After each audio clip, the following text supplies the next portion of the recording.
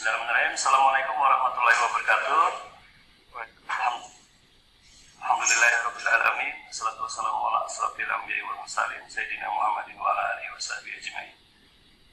Yang terhormat para dosen program studi ilmu komputer dan staf program studi ilmu komputer, yang saya hormati rekan-rekan mahasiswa dari himpunan mahasiswa ilmu komputer, dan terutama yang saya banggakan rekan-rekan mahasiswa baru Ilkom Angkatan 2020.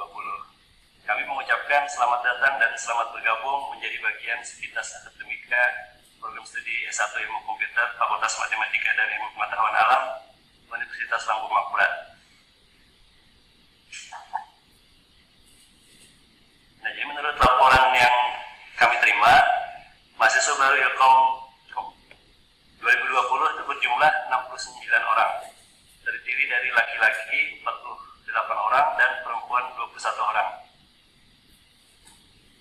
Nah, rekan-rekan mahasiswa baru 2020 juga mungkin harus mengetahui bahwa setiap mahasiswa itu punya dosen pembimbing akademik yang biasa disebut dengan dosen PA.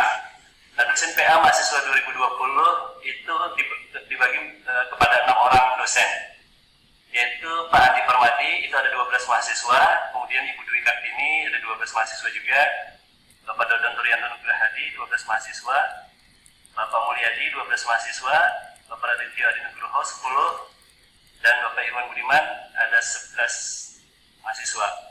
Nah, jadi mungkin rekan-rekan mahasiswa itu sudah mengetahui dari sistem informasi akademik ya, bahwa masing-masing itu sudah memiliki dosen PA-nya masing-masing. Nah, jadi silahkan nanti berkenalan dengan dosennya, gitu ya. Nanti biasanya dosen PA ini digunakan untuk apa? Sebagai diskusi atau konsultasi untuk pengambilan mata kuliah. Nah, jadi harus mengenal dosen PA-nya masing-masing ya. Oke, saya lanjutkan. Nah, tadi rekan-rekan sudah resmi ya bergabung ke dalam Sivitas Akademika Universitas Lampung Mangkurat. Nah, rekan-rekan mahasiswa harus mengetahui perbedaan waktu menjadi siswa di sekolah menengah dengan menjadi mahasiswa itu ada bedanya. Bedanya adalah bahwa di dalam perguruan tinggi itu kita memiliki 3 tridharma. Jadi yang pertama adalah pendidikan, nah, yaitu kegiatan belajar mengajar yang paling dominan ya. Nah, tapi itu satu dharma, salah satu dharma yang setelah menjadi bagian Sivitas Akademika, mahasiswa juga punya dharma yang kedua, yaitu penelitian. Nah, penelitian itu minimal pada saat tugas akhir nanti skripsi ya. Tapi kalau bisa jangan hanya tugas akhir, kalau bisa lebih giat menulis publikasi ilmiah gitu ya, nanti dengan dosen di Ilkom. Nah, kemudian dharma yang ketiga harus diketahui juga bahwa tidak hanya belajar mengajar dan tidak hanya penelitian, tapi mahasiswa juga harus melakukan pengabdian kepada masyarakat. Nah, itulah 3 dharma perguruan tinggi. Nah, pengabdian masyarakat itu biasanya dilakukan dalam mata kuliah KKN atau kuliah kerja nyata. Nah, jadi diingat ya teman-teman sekalian, jangan lupa tridharma perguruan tinggi kita itu ini: pendidikan, penelitian, dan pengabdian pada masyarakat. Nah, kemudian sekarang saya ingin mengenalkan program studi ilmu komputer. Nah, kalau sudah jadi bagian dari mahasiswa ilmu komputer harus paham ya luar dalam dari prodinya sendiri. Nah, jadi kita mulai mengenalkan prodi ilmu komputer. Nah, pertama kenali logonya. Jangan salah ya, logo di Unlam ULM itu ada gambar burung enggang ya, burung enggang, bukan burung merpati ya, ingat, burung enggang. Nah, kemudian itu yang sebelah kanan itu adalah logo program studi ilmu komputer. Nah, jadi itu sebenarnya logo ULM sendiri, kita taruh di tengah, kemudian di luarnya ada tulisan ilmu komputer teknik ULM. Nah, jadi pertama kenali logonya dulu. Nah, yang kedua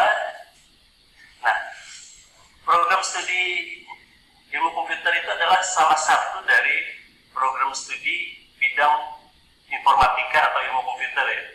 Jadi mungkin rekan-rekan banyak mendengar penamaan program studi yang satu rumpun dengan kita, yang antara lain sistem komputer, kemudian ada ilmu komputer, kemudian ada sistem informasi, kemudian ada teknologi informasi, dan yang terakhir itu ada rekayasa perangkat lunak. Nah kemudian perhatikan yang nomor 2, itu ilmu komputer garis miring informatika. Itu artinya begini teman-teman ya, sistem teknik informatika itu sama dengan ilmu komputer. Jadi hanya beda istilah saja, tetapi di dalam itu atau peraturan Dirjen Dikti nomor 1030 tahun 2010 itu menyatakan bahwa program studi ini adalah sama, cuman beda nama saja. Nah ini harus diketahui ini ya. Nah kemudian ilmu komputer FMIPA Unlam ini berdiri pada tahun 2006. Nah jadi silahkan dihitung sudah berapa tahun kira-kira program studi kita ini berdiri ya, 2006. Nah jadi tidak terasa sudah sekitar 14 tahun program studi kita berdiri ya. Nah kemudian pada tahun 2015 yang lalu itu kita sudah terakreditasi B. Nah jadi alhamdulillah ya, kita adalah program studi yang pertama di Kalimantan yang memiliki akreditasi B. Yang mudah-mudahan nanti naik menjadi A, mudah-mudahan insya Allah. Amin. Nah kemudian program studi ilmu komputer itu berada di bawah Fakultas Matematika dan Ilmu Pengetahuan Alam. Jadi bukan di fakultas yang lain ya. Oke. Nah ini visi dari ilmu komputer adalah terwujudnya program studi bidang ilmu komputer yang mampu bersaing secara nasional dalam otomasi data untuk mengoptimalkan potensi daerah serta mendukung e-government dengan teknologi kekinian hingga 2020. Berarti tahun ini ya. Nah jadi kebetulan ini mungkin kita harus bikin lagi ya visi misi ilmu komputer sampai tahun 2024. Oke.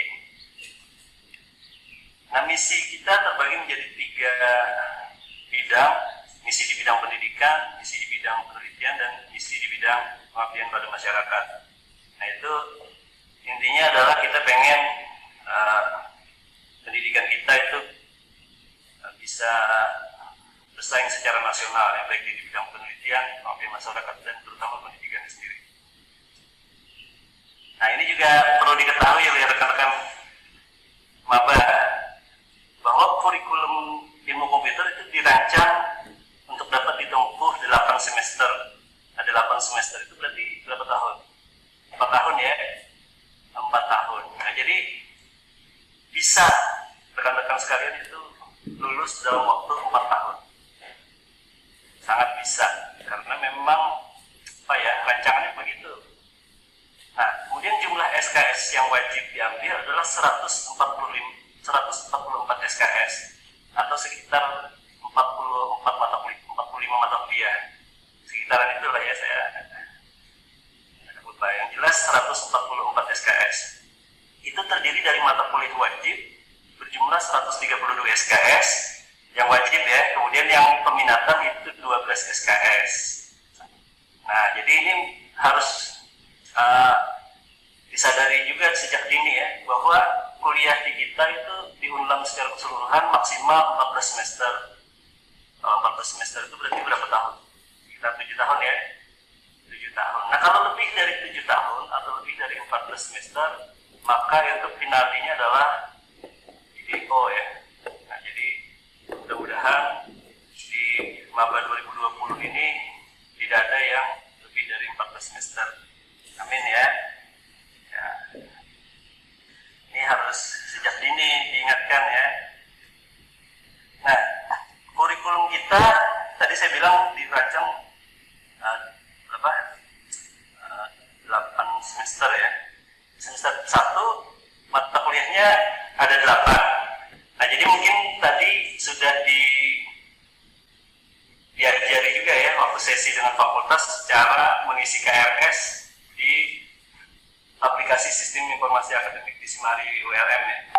Nah, mungkin ada yang sudah, ada yang belum.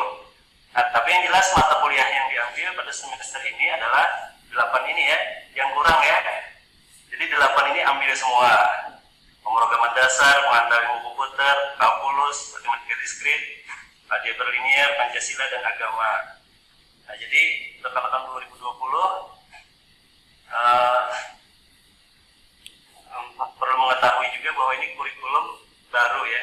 Jadi ada mata kuliah yang dihilangkan, yaitu mata kuliah fisika. Nah, jadi mata kuliah fisika sekarang dihilangkan. Jadi mohon maaf bagi teman-teman yang suka fisika, ini kita tidak sajikan lagi di semester ini. Nah, kemudian kalau ini sudah paket ya, paketnya sebesar berapa? 21 SKS. Nah, itu adalah paket semester 1. Nah, untuk semester berikutnya itu beban studinya tergantung indeks prestasi semester masing-masing. Nah, jika rekan-rekan IP semesternya itu antara 3,51 sampai dengan 4, itu maka pada semester 2 berhak mengambil 24 SKS. Nah, jadi makin tinggi nilainya, maka makin banyak jumlah SKS yang bisa diambil. Nah, artinya apa? Artinya kesempatan untuk lulus lebih cepat itu lebih banyak peluangnya. Nah, kemudian yang kedua, jika IP semesternya itu di antara 3,01 sampai dengan 3,50, itu maka SKS yang boleh diambil 23 SKS. Nah, jadi tergantung dari indeks prestasi masing-masing. Jadi kalau IP-nya antara 0 sampai 2, nah itu sedikit sekali, cuma 16 SKS saja. Nah, jadi sangat disayangkan. Nah, jadi kalau kita melihat dari beban studi ini, maka jika IP semesternya itu makin tinggi, maka makin besar peluang mahasiswa untuk lulus tepat waktu ya. Lulus tepat waktu itu berapa tahun? 4 tahun ya, sekitar 8 semester. Oke, nah itu. Jadi sekali lagi ini tergantung indeks prestasi mahasiswanya masing-masing. Nah, kemudian di semester 2, nah ini ada juga ada 7 mata kuliah, pemrograman lanjut, organisasi komputer, dan seterusnya.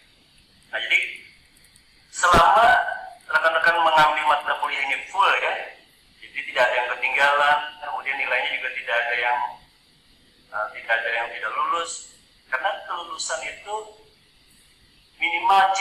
Jadi kalau nilainya itu C minimal, maka itu dinyatakan lulus. Tapi kalau kurang dari C, maka itu harus diambil ulang, karena untuk lulus menjadi wisudawan ilmu komputer itu tidak boleh ada nilai yang kurang dari C. Kurang dari C itu apa? D plus, D, dan E. Nah, jadi itu adalah nilai-nilai yang tidak lulus. Nah, ini semester 3 juga ada 7 mata kuliah, semester 4 7 mata kuliah juga, semester 5 6 mata kuliah. Jadi semakin tinggi semester itu jumlah mata kuliahnya semakin sedikit. Nah, tapi ilmunya itu semakin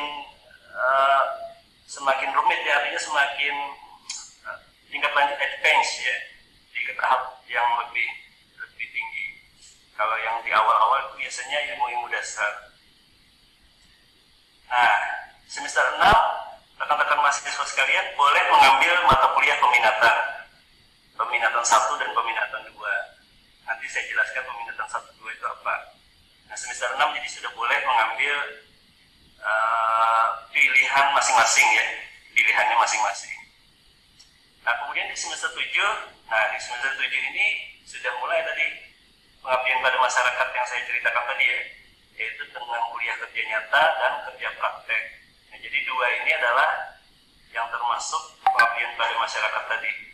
Yang pertama KKN itu ke tengah masyarakat, yang kedua di industri atau di instansi pemerintahan. Nah, di semester 8 ini adalah yang paling dinanti-nanti ya, yaitu skripsi atau tugas akhir. Nah, jadi segitu aja ya.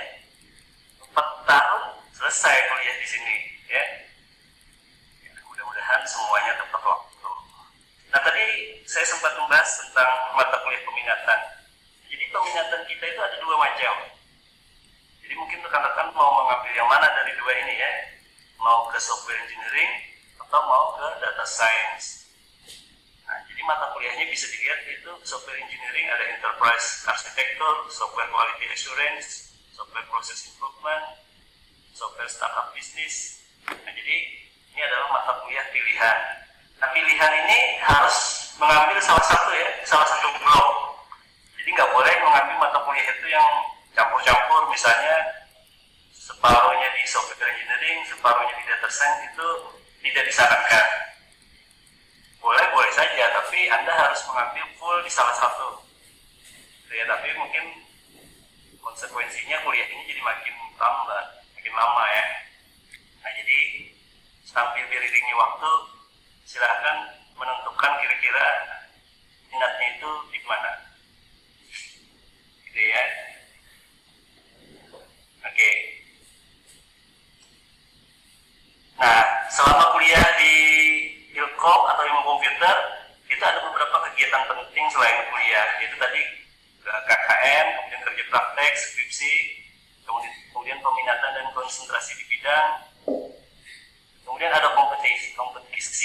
Nah, jadi kuliah di kita itu rame lah, ada banyak kegiatan. Salah satunya itu dari Kemenristek-Dikti ada PKM dan KBMI.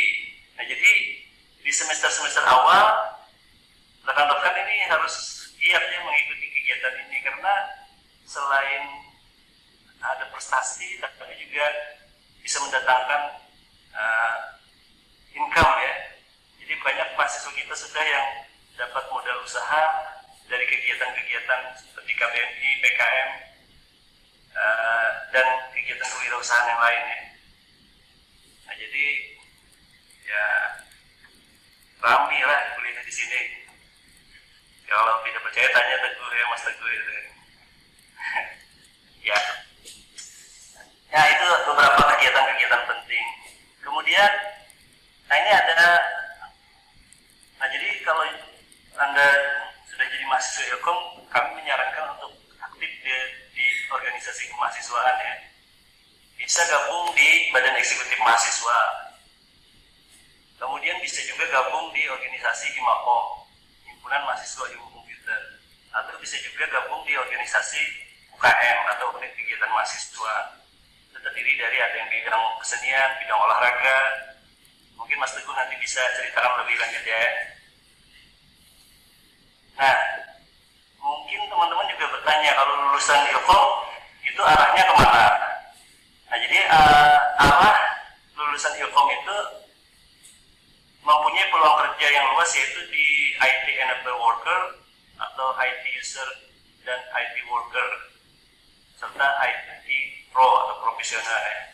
Nah, jadi itu kira-kira peluang kerja untuk lulusan ilmu komputer. Nah, baik.